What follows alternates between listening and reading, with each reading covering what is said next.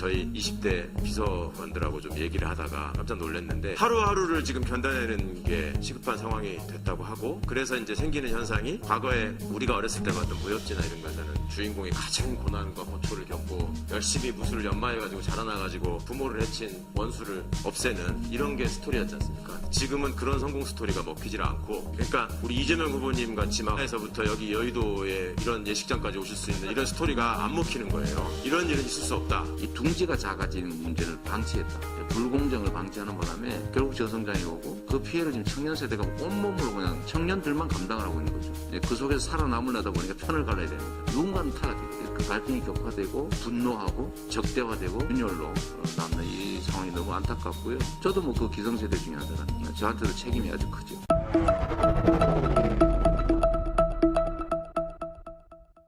자, 열린민주당 최강욱 대표님 그리고 더불어민주당 대통령 후보 이재명 후보님 모시겠습니다.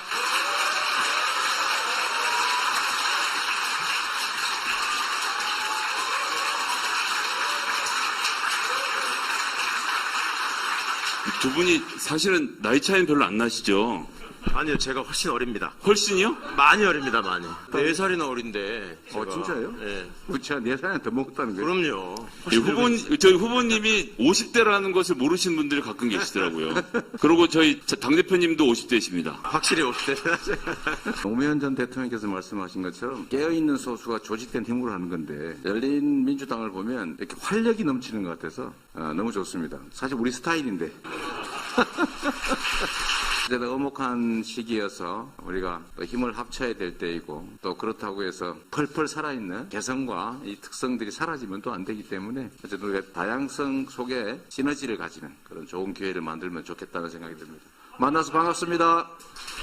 오늘도 이제 저희 20대 비서관들하고 좀 얘기를 하다가 깜짝 놀랐는데 저희 때는 20대 후반 정도가 되면 결혼을 하고 30살 정도가 되면 아이를 낳고 30대 중반 정도가 되면 집을 하나 샀으면 좋겠고 뭐 이런 인생의 경로가 어느 정도 예정돼 있는 거라고 느꼈고 내가 노력하면 얼마든지 그거를 갈 수 있다라고 생각을 하고 나름 이제 인생의 중간 목표들이 있었는데 지금 우리 젊은이들한테 물어보면 그게 없다는 거예요. 네, 일단은 스펙을 갖춰서 취업하는 데 집중하고 취업을 하게 되면 그 다음부터 내 생활을 얼마큼 평안하게 할 것인가에 집중하고 이게 하루하루를 지금 견뎌내는 게 시급한 상황이 됐다고 하고 그래서 이제 생기는 현상이 과거에 우리가 어렸을 때 봤던 무협지나 이런 것에는 주인공이 가장 고난과 고초를 겪고 열심히 무술을 연마해가지고 자라나가지고 부모를 해친 원수를 없애는 이런 게 스토리였지 않습니까? 지금은 그런 성공 스토리가 먹히질 않고 웹소설이나 이런 데서 받아들여지는 것이 그러니까 우리 이재명 후보님 같이 막 봉화에서부터 여기 여의도에 이런 예식장까지 오실 수 있는 이런 스토리가 안 먹히는 거예요. 이런 일은 있을 수 없다. 이렇게 받아들이고 내가 요즘 시대에 태어났는데 학원을 열심히 다녀가지고 지방대 의대에 삼수를 해서 들어가는 거예요. 근데 거기서 의대에서 공부를 하고 있었는데 어느 날 벼락을 맞아가지고 뿅 하면서 시간이 전환돼갖고 조선시대로 가.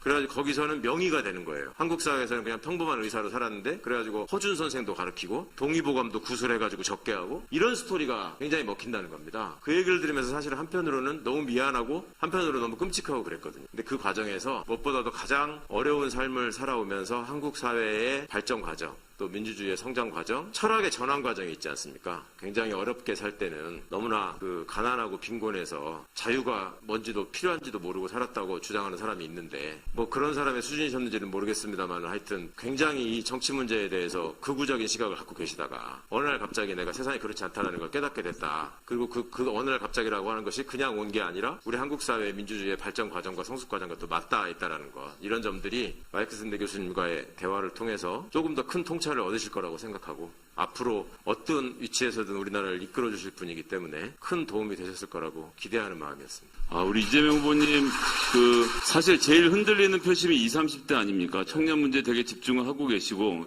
일단 청년 얘기하기 전에 자유 얘기 한 번 더. 네네.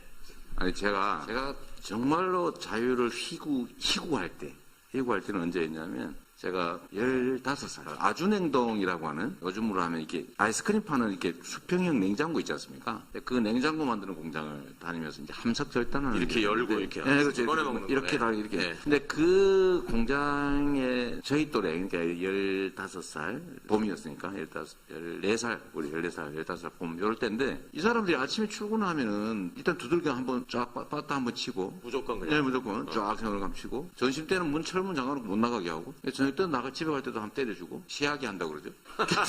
근데 그 낮에 이 봄에 이렇게 그 앞산에 진달래가 빨갛게 피었는데 그 고참들은 이제 그 산에 놀러를 가는데 우리는 못 나가게 철문으로 진짜 검은 철문으로 딱 닫으라고 못 나가게 하는 거예요. 정말 그게 구속이잖아요.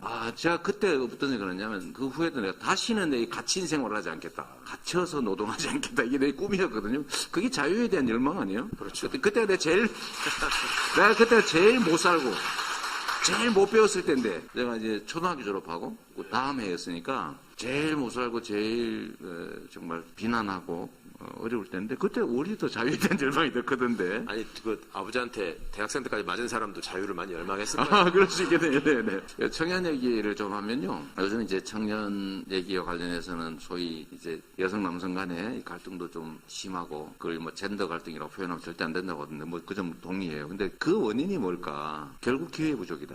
예. 결국 저는 기성세대 책임이다 이렇게 보는 거죠. 우리는 고도성장 사회를 살아서 기회가 진짜 많았어요. 진짜 많은 사회를 살아서 그런 문제들에서 경쟁을 하더라도 죽지는 않았어요. 그냥 탈락하지는 않았거든요. 약간 순서가 바뀌는 정도? 약간 뭐 기업의 규모가 좀 줄어든다든지 뭐 이런 정도였지 지금 같지는 않았거든요. 그래서 저는 그 생각을 합니다. 기성세대들이 이제 고도성장 사회를 살면서 이 둥지가 작아지는 문제를 방치했다. 불공정을 방치하는 바람에 결국 저성장이 오고 그 피해를 지금 청년 세대가 온몸으로 그냥 청년들만 감당을 하고 있는 거죠.